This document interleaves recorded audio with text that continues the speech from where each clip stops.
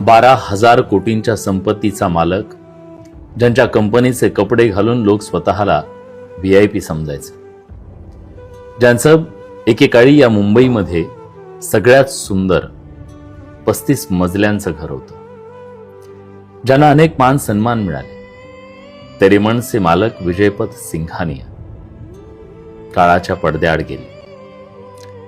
35 मजल्यांच्या घराचा हा मालक शेवटच्या काही वर्षांमध्ये एका भाड्याच्या घरात राहायला गेला,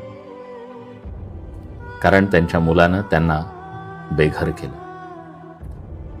आयुष्यात त्यांची एकच चूक झाली, त्यांनी त्यांची सगळी संपत्ती आपल्या मुलाच्या नावावर केली. खरं तर हा एक मेसेज आहे सगळ्या आईवडिलांसाठी. तुम्ही तुमच्या मुलांसाठी सगळं काही करता, खूप कष्ट करता, नक्की करा, करायला हवं. पण जिवंतपणी सगळं काही मुलांना देऊन टाकणं कितपत योग्य आहे? आपले हातपाय कापून स्वतः लुळंपांगळं होणं कितपत योग्य आहे?